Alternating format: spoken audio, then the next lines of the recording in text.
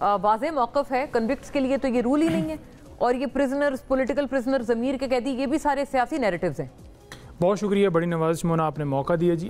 دیکھیں پہلی بات تو یہ ہے کہ جو آرٹیکل 19 ہے جس کا ذکر حافظ صاحب فرما رہے ہیں، اس کے مطابق ہر شخص کا ایک بنیادی رائٹ ہے کہ وہ بات کر سکتا ہے، گفتگو کر سکتا ہے، اور عمران خان صاحب سابق وزیر اعظم ہیں، اس کے ساتھ ساتھ اس جو ملک ہے ہمارا اس کے مقبول ترین لیڈر ہیں، اور 8 فروری کو لوگوں نے ووٹ ڈال کے ثابت کیا کہ کس طرح لوگ ان سے محبت کرتے ہیں، پیار کرتے ہیں، ان سے اس وجہ سے کرتے ہیں کیونکہ ان کا جو ویژن ہے، ان کا جو نظریہ ہے، جو وہ بات کرتے ہیں، جو ملک کے لیے خیرخواہی کے حوالے سے ان کی پلاننگز ہیں، جو سوچتے ہیں، خودداری کی بات کرتے ہیں، قانون اور انصاف کی بات کرتے ہیں، عوام کی بات کرتے ہیں، اس کو دیکھتے ہوئے لوگوں نے ان کو ووٹ دیا.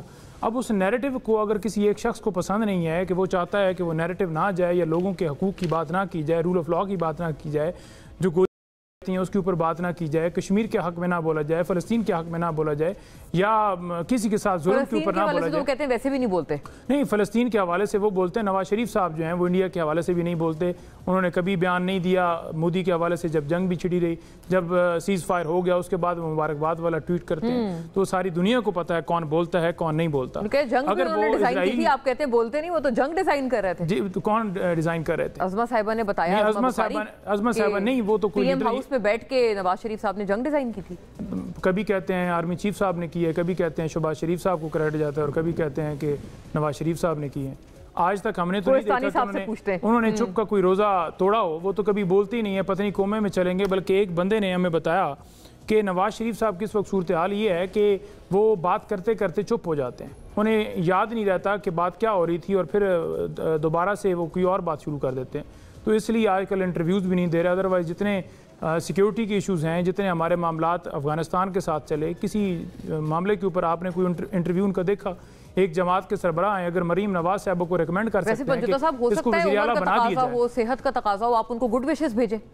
دیکھیں صحت کا تقاضا ہے تو پھر ریٹائرمنٹ کر دینا. آپ کہیں دیں کہ میں سیاست سے ریٹائر ہوتا ہوں. اس سے زیادہ میرے خیال میں صحت تو خراب زرداری صاحب کی ہے، جو مشکل سے بولتے بھی ہیں، اس کے باوجود انہوں نے صدر کا عہدہ سنبھالا ہوا ہے. اور جب ان سے کہا جاتا ہے کہ یہ تحریر پڑھ کے بتا دو، پریڈ ہو رہی تھی سامنے، اور جس طرح وہ ان کی زبان جو ہے وہ الفاظ ادا نہیں کر رہی تھی، اس کے باوجود وہ برجمان ہے.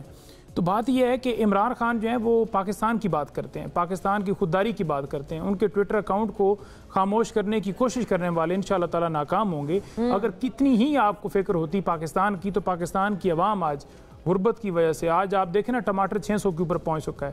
ایک بندہ 1200 روپے کی دیہڑی جو لگاتا ہو، وہ کیسے اپنا دن کا گزارا کرے گا، کھانا کیسے کھائے گا؟ یاد ہے ایک مرتبہ ٹماٹر مہنگے ہوئے تھے تو آپ کے کئی وزراء تجویز دیتے تھے دہی ڈال لیں. نہیں دیکھیں، دیکھیں شوکت یوسفزئی صاحب نے کہا تھا، 600 تک گئے ہیں آج تک ٹماٹر پاکستان کی ہسٹری میں.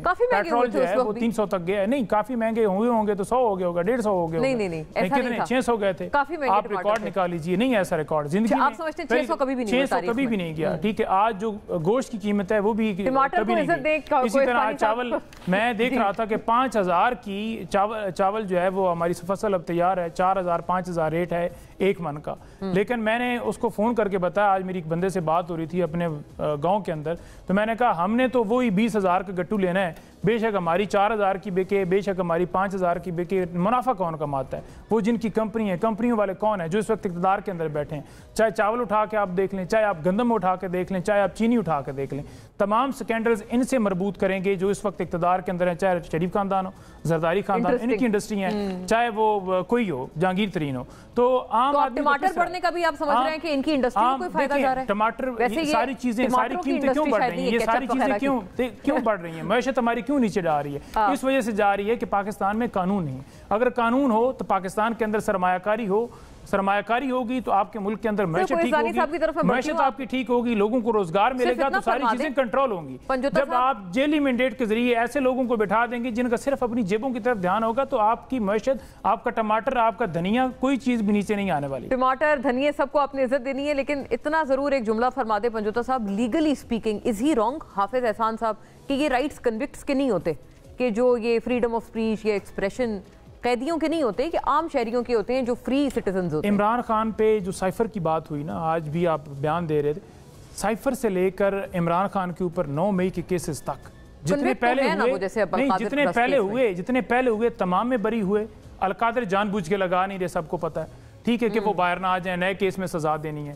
ساری دنیا کہہ رہی ہے کہ آپ نے سیاسی کیسز بنائے. عمران خان اگر اپنے موقف سے پیچھے آج بھی ہٹ جائیں, رانا ثناءاللہ کہتے ہیں کہ بات چیت کریں ہم سے تو ان کی رہائی کا بھی سوچا جا سکتا ہے, تو پھر کیسے آپ کی عدالت ہے. فضل صاحب ہمارے ساتھ تھے, انہوں نے پھر دہرایا کہ میں بنی گالہ منتقل کرتا ہوں. بنی گالہ تو ایک الگ ہے نا, وہ تو کہتے ہیں رہائی کا سوچا. رہائی کیسے ہو سکتی ہے اگر وہ واقعی انہوں نے کوئی جرم کیا ہے, تو پھر رانا ثناءاللہ صاحب ٹی وی پہ بیٹھ کے یہ تو نہیں کہہ سکتے. جو یہ چیزیں ثابت کرتی ہیں, آپ کے انڈیپینڈنٹ ادارے جو ہیں وہ ثابت کر رہے ہیں کہ عمران خان کو پولیٹیکلی سارے معاملات کے اندر موٹیو. میرے اوپر دہشت گردی کے مقدمات ہیں, اس سے اندازہ لگا لیں کہ 20 سے زیادہ میرے اوپر دہشت گردی کے مقدمات ہیں, اقدام قتل, ڈکیتی, پولیس کے اوپر حملہ, سازش, بغاوت. کوئی ایسی چیز مجھے دکھا دیں جو میں نے کی ہو, ٹھیک ہے. تو یہ چیز ایک آپ کو ثبوت کے طور پہ میں دے رہا ہوں کہ اس طرح کی کیس خان صاحب وہ الزام ہے, لیکن وہ کہتے ہیں وہ کنوکٹ ہوئے نا, آپ پہ تو خیر بہرحال پرچے ہیں, کلبھوشن یادو ہوں, ان کو پروٹوکول ہیں. نواز شریف صاحب جیل کے اندر تھے, وہاں سے خطوط لکھتے تھے. نواز شریف جیل کے اندر تھے تو وہاں سے تمام کراسپونڈنس کرتے تھے, ٹکٹس کے حوالے سے, باقی معاملات کے حوالے سے ہر طرح کی گفتگو کرتے. وہ ایک سیاسی قیدی ہیں. تو اس سے پہلے بھٹو صاحب بھی رہے, وہ بھی خط لکھتے رہے. تو ایسا نہیں ہے کہ آپ کسی سیاسی صاحب بھی وہ لکھتے ہیں آرٹیکل وغیرہ نا, نہیں خان صاحب لکھتے ہیں تو ان کا رائٹ ہے نا جی, وہ لکھ سکتے ہیں, کیوں نہیں لکھ سکتے. پاکستان کے بتائیں کوئی